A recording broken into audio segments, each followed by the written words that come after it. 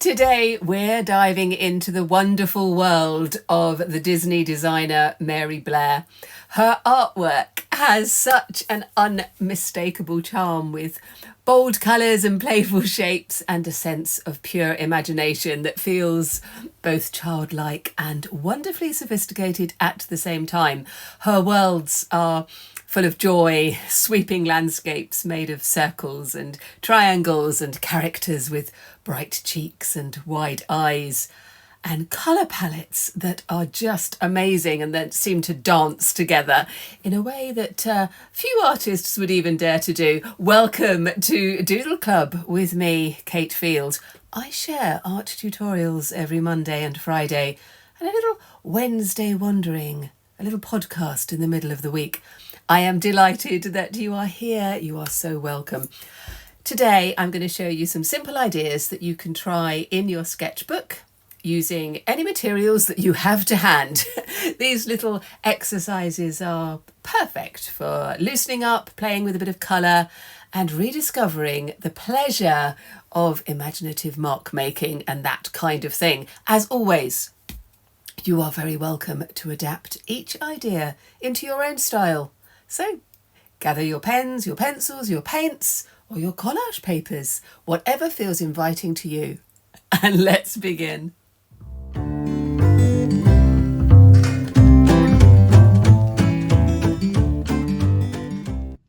So for this fun doodle club, as I said, we're going to be inspired by the fabulous Mary Blair, and I just love her work. It's joyful, it's playful, and it gives us so many opportunities to just have a bit of fun. So I'm going to be working in my sketchbook and some separate pieces of paper as well, and I've started on a double page in my sketchbook, and I've just done a colour wash very, very lightly. I am going to be doing this using watercolours. I'm going to be using my Paul Rubens watercolours and my Anna Linky, so I just put them here. But you could use all sorts of things. You could use felt tip pens, you could use acrylic paints or pens or colouring pencils, whatever you like. I am going to be using a pencil to do some of the outlines, and then we will just play around with some shapes. Now I'm also going to be using a couple of stencils. I've got my ruler, and I've got some other stencils with letters and shapes and things like that. But you don't have to do those. You could do the whole thing freehand if you want to. And I think what I might do on a later one is one in completely freehand without straight lines, and see what that looks like. So we're going to start off, because they look a bit complicated to begin with, but they're really not. And I've done this with very young students as well, so you're going to be fine. You absolutely are. We're going to start off by doing a horizontal line, and I'm going to have my city kind of going across both sides of the page, and we're just going to start off by doing a horizontal line in pencil across here, and then I'm just going to drop the line a little bit. It just gives us a starting point. We need to start somewhere. I'm going to use the width of my ruler here against the page, and I'm just going to put in a vertical line. I'm also going to put a line across the bottom that's going to be the street level. So it's going to pop that one like that. Right, let's just make sure I've got all of that in show. Great. Okay, so now we're just going to build up our shapes. Use the width of your ruler.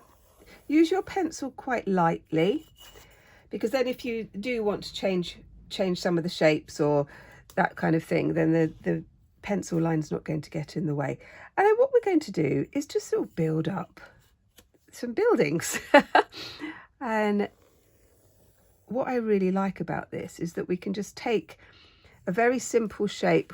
Obviously we're just doing rectangles and squares at the moment. Oh, I have to knock that bit over. Building it up like that. You could take a stencil like this, and then you can use your, turn it around that way, it'd be easier to see. I was going to put a dome on the top of that one. and we can have other segments and arches and things like that. We can put in circles. You could do these freehand, and I will do a freehand one, I think, because I think that would be good fun. And then we can also, let's just move that down like that. We could put in a spire. Yeah, you could do bits that are freehand and bits that are with the ruler, and just see what happens.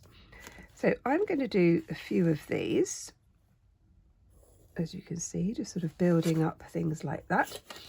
The other thing that Mary Blair put into her fantastic whimsical cityscapes are geometric shapes. So we're going to put in some triangles, and how I'm going to do that, I'm just going to measure down that way, and maybe every 2 centimeters, just put in, might leave that one there. Let's just put 2 centimeters this way as well, like that. And then what we're going to do is to do some diagonals, and we measure it up because then we can get parallels, but you know, you don't have to do this. I'm just giving you some suggestions, and you can do your own thing, which is always a good, it's always a good thing. Like this, and then we can go over this way, join up these dots, and then we get like a lattice pattern of triangles and diamonds, which again Mary Blair uses in her work. So we're taking these ideas, these designs, and we are really just going to have a great deal of fun with them. I'm going to put another line down there. You can turn these into all sorts of wonderful fantasy type landscape. I'm going to put this little circle on the top here, I think, and we can adapt these as we go. I've also got some stencil letters, so you'll see in Mary Blair's designs she will have letters and numbers on the buildings. I'm going to put in a few like that, or you could just do them freehand, as I said, and we can just have some fun decorating it. So I'm going to do this, fill this sort of space up a little bit more, exactly the same way, and then we're going to come back and do some colour. Well, I've done a few more shapes and lines and things like that, and now I'm going to go in with some colour, and I'm going to be using my watercolour paints, and I'm going to think about what colours I want to use, and you know, again referring back to Mary Blair, and I'm going to go for sort of quite vibrant, bright colours, and all we're going to be doing really is colouring in. And this is why it's really good that you could do this with colouring pencils if you wanted to, or felt tip pens or anything like that. But when we use watercolours, this is quite a good way to sort of practice your control, to think about what brushes work best. Actually, I'm going to go over this whole lot here. And I love using watercolours. I use acrylic paint as well a lot in my work, but we can cover a lot of area quite quickly with watercolour, and you can have the paint quite intense, or you can have it more watery if you want to. And once a piece is dry, you can go over it. And we're going to do that a little bit with using metallics, because when we use metallic paint over the top of watercolour, it's you can get a really, really good effect, and it's great fun. So I'm just going to put in sort of orange. I'm going to keep to this orange and just sort of put in all the places where I want to put orange. And I think I'm going to do orange and purple and green and pink. I think that's what I'm going to do first of all. In my last tutorial on the butterflies, I talked about colour. Thank you so much for your lovely comments. I do read every single one. I do really appreciate you taking the time to like and to comment. It is really lovely. Thank you so much. And if you are new to the channel and this is something that you like, you might want to consider subscribing. That would be very lovely. There we go. We've also got 2 fabulous Facebook groups, Friday Art and Doodle Club and Open Studio. All the details are below if you'd like to come along, somewhere to share what you're doing, to ask questions, to support other people. It's very, very friendly. Both of them are very friendly. It's lovely. We've got building a really lovely community here, which is nice. So I'm sticking to sort of oranges and yellows on this. There we go, just sort of putting those in like that. Doesn't matter if you go over the edge or anything like that. We're not bothered about that at the moment. Put it in here. This is a gorgeous orange. Look at that. Lovely. I think I do need some bright colours because we've got terrible weather here at the moment. We've had a few days where it's been glorious sunshine and really, really cold. And now it's warmed up a little bit, but it's absolutely pouring with rain and the wind is very strong. There we go. Just put that there. So I'm tucked in my studio. It's all nice and toasty in here, which is lovely. Right, this is going to go in, do a little bit of pink, I think, now. And just enjoy this, enjoy the process, enjoy playing with the colours. This is what's so lovely about doing like a fantasy or fairy tale city, is that everything is fine and you can go as crazy as you want. Now, a lot of Mary Blair's work, she would use lots and lots of different colours, but she would quite often stick to one colour palette, and one in particular that I really like is her sort of various different blues with shots of gold. Oh, quite magical. It's lovely. Yeah, check out her work. So any of you who have been to Disneyland will recognise her work immediately. That's I often think people who are set designers, you know, working in film or in the theme parks, I think they're a bit underrated. They're not seen as sort of serious artists, and I think this is a mistake. I really do. Same with sort of graphic artists as well. And when I was teaching in college, in the art department, we taught graphics and photography and textiles and fine art, and I would encourage all of my students to go to another class. So my textile students would go and spend some time with the photography students, and the photography students would spend time with the graphic students. And I felt that we can learn so much from the other disciplines. It was very important to do that. So building these ideas, you can see where we're going with this. Just enjoying the colour combination. I do like this colour combination, but you could do whatever you like. There we go. I'll just do that. So I'm going to do a little bit more of this. I will enjoy an hour or so painting this very bright scene, and then we will come back and see what I do next. So while I'm leaving that one to dry, I'll show you it in a moment. I'm going to start a new design, and this time it's going to be a little bit more organic. And we're going to start off by a kind of a curve going round like this. I'm going to put in some blocks that are going to be buildings. Just moving my paint around here.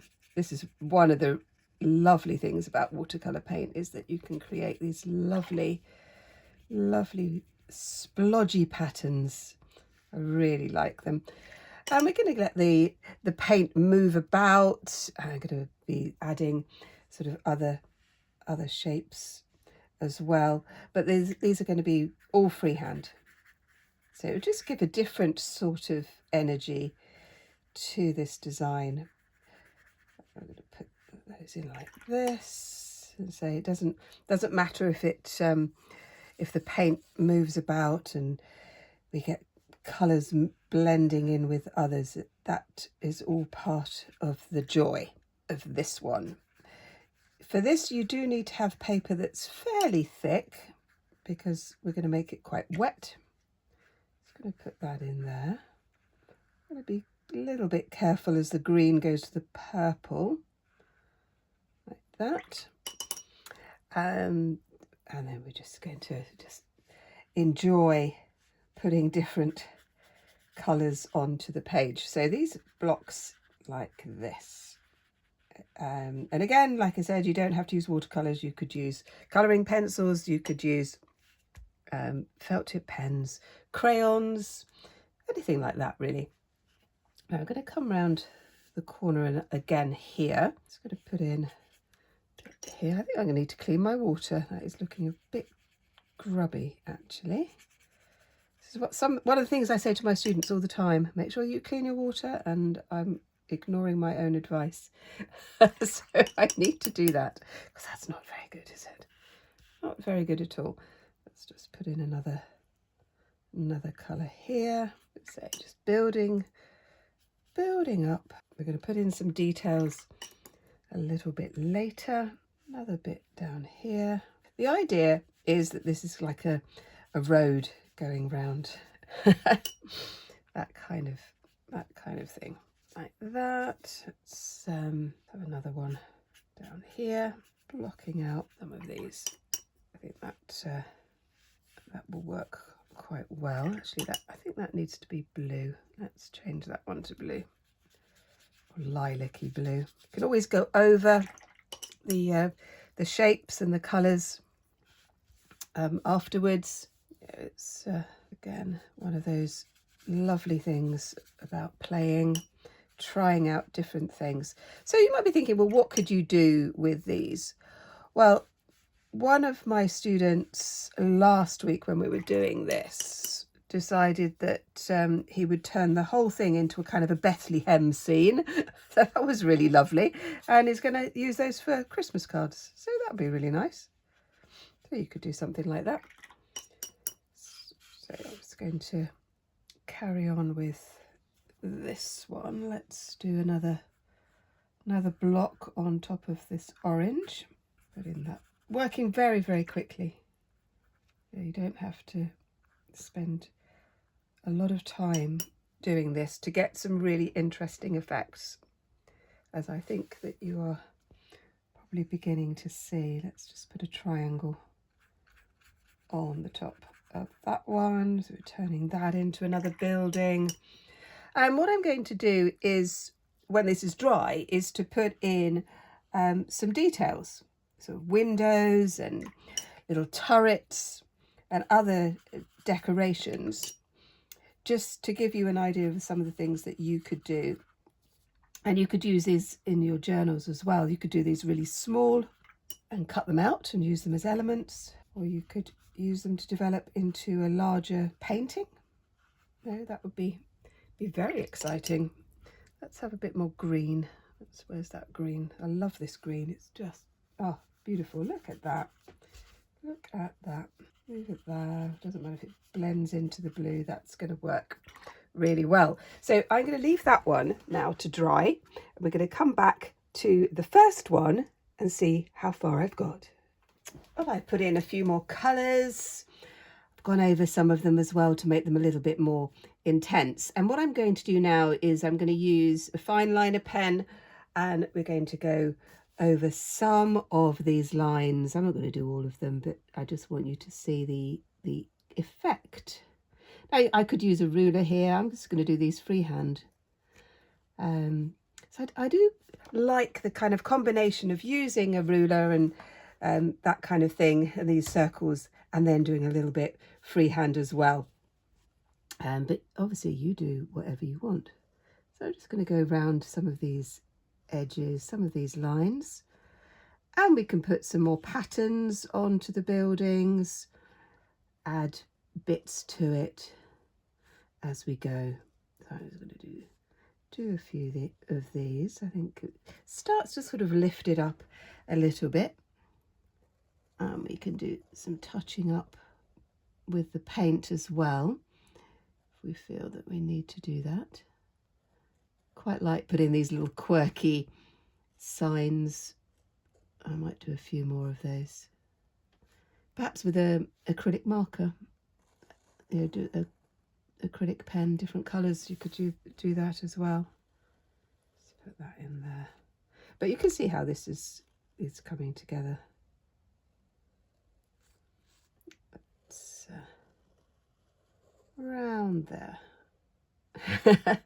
And like I said, if you want to, you could use a ruler to do these outlines. So I'm going to do a few more of these. I'll show you what happens at the end, and then we will go back in a moment to the other watercolour one that was a bit more organic. So you can see what I'm doing here. I'm sort of going over some of these lines, and I will enjoy just playing with that. I'll come back to that later. Oh, here we are back with this one. I've started to do a little bit more detail, and I've put in these hills in the background, so I thought that would be fun. And then the next thing I'm going to do is a bit of metallics. Like I said earlier, when we're working with metallics, it just is so much better if you put your metallic paint over the top of the existing paint. It looks so much better than if you were just to put metallic onto white. And I've just put green on green for that one. And I think I'm just going to do a little bit of like gold. Activate the paint. You need to make it very, very wet for it to work.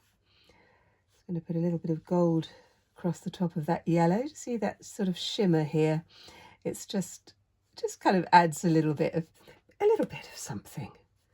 But obviously you don't have to do this, but I just thought a little bit of sparkle might be quite fun. I've put in some white dots using an acrylic marker. I've put in some more details here, and I'm quite enjoying how this is going. I think some of the paint, like this blue here, probably needs a little bit of a touch up. So I'm just going to get my paint and go over the top with a more kind of turquoisey.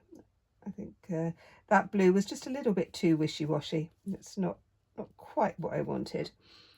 Obviously, if you were working with acrylic paint, then you would get total block of colour. But I do like working with watercolours in this way. It's a little bit more challenging, but I think it's good. I like the colour combinations on these. And I've got some ideas of how I might take this into a painting, actually. That's going to be my next thing. So I will leave this one to dry. I'm just going to go and grab the other one. Here we are. Here we go.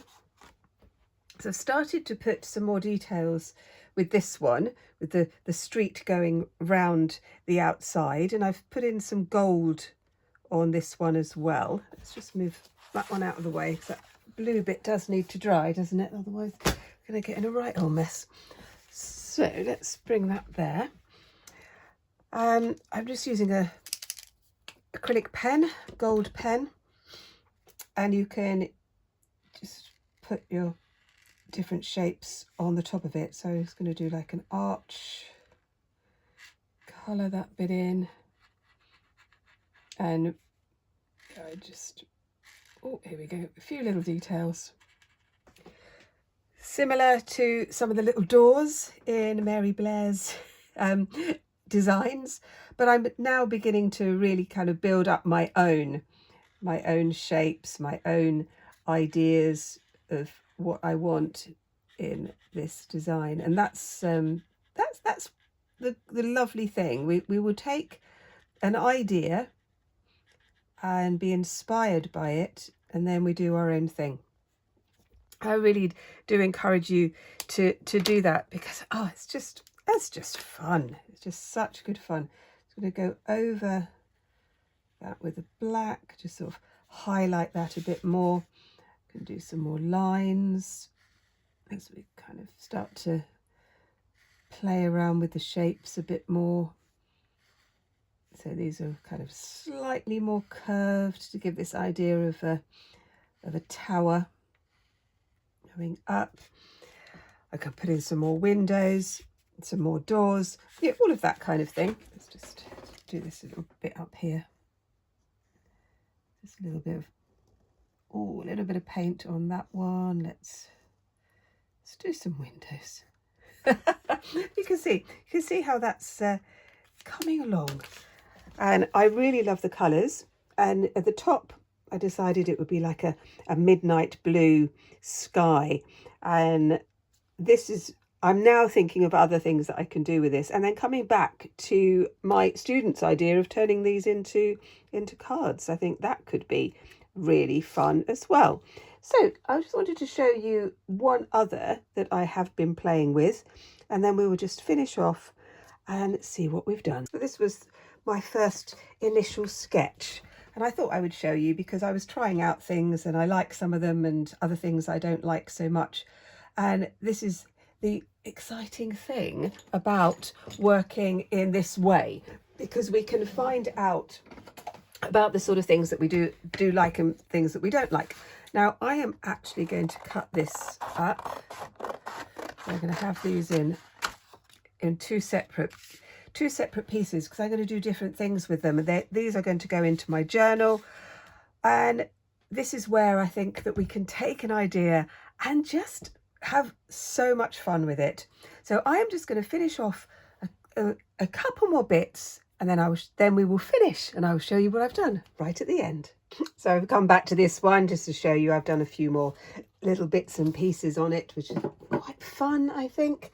And then coming back to these ones, I was thinking about perhaps putting them onto a background, perhaps even cutting that bit off. Just wondering what that would look like with that one, or even on like bright fluorescent pink. That could be fun as well, couldn't it? So lots of ideas for those ones. And then let's just go back to the sketchbook one, which I've done a little bit more to. And I just want to show you another little idea for these. And I'm going to turn these into hot air balloons, because I think that would be really, really good fun. So I'm going to take this one. It's not, is it going to be dry enough? I might have to wait for a little while for that to dry. Right, I'll be back in just a moment. Oh, I did wait for them to dry, and I've just started to put in these little balloons. I thought hot air balloons might be quite fun. This one's still a little bit wet. And so if we've got a hot air balloon, we have to have a little person, I think, in the balloon. They could be waving, hanging on. I'll put that one. Little people in there. And this is the lovely thing about this kind of design, is you can just keep adding little bits to it and create your own narrative. You could have people looking out of windows and all of that kind of thing as well. So I'm just going to finish off showing you that one there. Well, I do hope you have enjoyed this tutorial. I have really enjoyed it, and these are making me very, very happy on a gloomy day. And I would love to know what you think and what you're going to do. So yeah, let me know in the comments, or come and join the Facebook group and show us what you've been doing. And if you want to see some more, have a look at this one up here, because I think you're going to like it. And I will see you next time. Bye bye.